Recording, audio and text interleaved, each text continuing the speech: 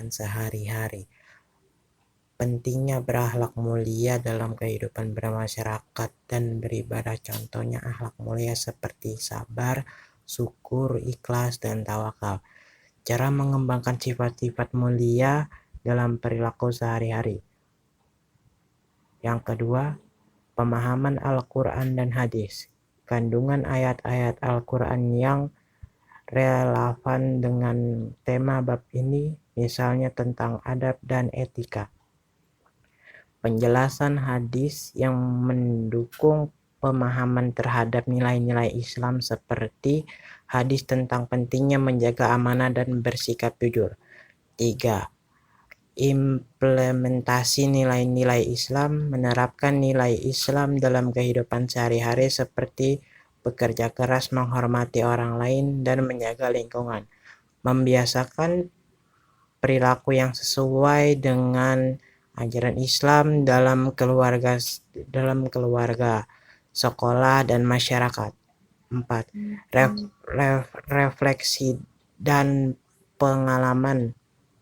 Mengembangkan sikap introspeksi diri untuk memperbaiki akhlak dan perilaku.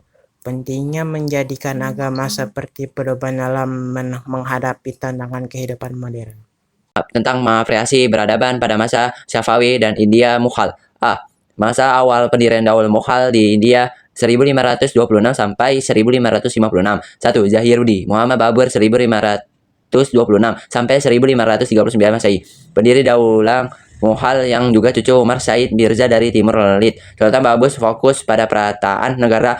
Untuk membangun pemerintahannya pada masa ini muncul para penulis sufi dan pujaga yang melakukan beberapa kegiatan pendidikan dan dakwah Islam. 2. Nasirudi Humayun 1530 sampai 1556 Masehi. Beliau raja yang sangat pemaaf. Beliau mengatur ulang tata kelola kepemerintahan dengan membagi kantor layanan masyarakat menjadi beberapa departemen. B. Masa kemajuan Daulah Mughal 1556 sampai 1712. 1. Jalaluddin Muhammad Akbar 1556 sampai 1605 Masehi membawa Mughal sebagai kerajaan besar yang mengalami banyak kemajuan seperti dalam bidang militer, pendidikan, politik, seni budaya, sosial, dan keagamaan. 2. Nuruddin Muhammad Jahangir Pasha Ghazi 1605 sampai 1628 Masehi memerintah dengan didukung kekuatan militer yang besar sehingga tidak banyak pemberontak yang muncul. 3. Shah Jahan Azam 1628 sampai 1658 Masehi merupakan seorang pemimpin terpelajar dan berjiwa intelektual. Beliau memiliki minat besar terhadap seni seperti lukisan,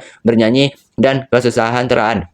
4. Sultan Aurangzeb Alamgir 1659 sampai 1707 Masehi merupakan pemimpin yang sederhana, memegang teguh ajaran Islam, juga hafalan Al-Quran. 5. Masa Bahadur Shah 1707 sampai 1712 Masehi. Beliau memerintah setelah menjadi pertempuran atau dengan saudaranya yang bernama Muhammad Azam Shah karena merebut kekuasaan.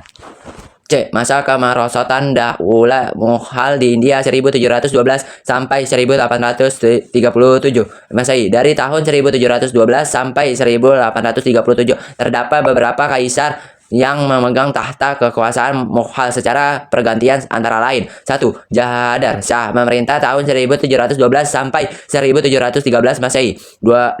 Muhammad Fakhrul Syiar memerintah tahun 1713 sampai 1719 Masehi. 3. Rafi Ud Derajat memerintah sekitar 4 bulan di tahun 1719 Masehi. 4. Shah Jahan Romawi II memerintah sekitar 3 bulan di tahun 1719 Masehi. 5. Muhammad Shah Rosha Akhtar memerintah tahun 1719 sampai 1748 Masehi. 6. Ahmad Shah Bahadur memerintah tahun 1748 sampai 1754 Masehi. 7. Azizuddin Alamgir Romawi II memerintah tahun 1754 sampai 1759 Masehi. 8. Mukhrul Milad Shah Jahan Romawi III memerintah tahun 1759 sampai 1760 Masehi. 9. Ahli Gauhar Shah Alam Romawi II memerintah tahun 1760 sampai 1806 Masehi. 10. Mirza Akbar Shah Romawi II memerintah tahun 1806 sampai 1837 Masehi. D. Masa kehancuran Daulah Mughal di India 1837 sampai 1857. 7. Mirza Abu Zafar Zihrajudi Muhammad Bahadur Shah Zafar yang bergelar Bahadur Shah Romawi II merupakan penerus terakhir Mughal. Keteladanan yang bisa diterapkan dari sejarah Daulah Mughal India. Mughal pada saat itu menjadi salah satu kerajaan terbesar di dunia dan menjadi negara adikuasa. Kegigihan Daulah Mughal dalam menguasaan India yang luas mencakup Kabul, Lahore, Multan, Delhi, Agra, Oudh, Allahabad, Ajmer, Gujarat, Mewat, Bihar, Bengal, Handara, Kashmir, Jaipur, Kolkata, Lahore, dan Tirichinopoli. Kegigihan Daulah Mughal dalam penataan pemerintahannya yang menggunakan konsep militer. Kegigihan Daulah Mughal dalam Assalamualaikum warahmatullahi wabarakatuh. Nama saya Fadli dari kelas 9E.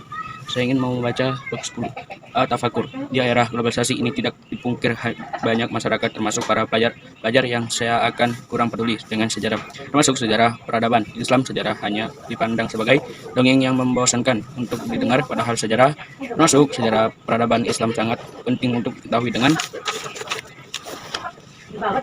mempelajari sejarah kita dapat mengetahui perkembangan Islam di seluruh dunia, faktor yang mempengaruhinya, serta kemajuan dan kemunduran perkembangan Islam tersebut. Generasi Muslim apa saja yang kalian ingin tentang sejarah Islam?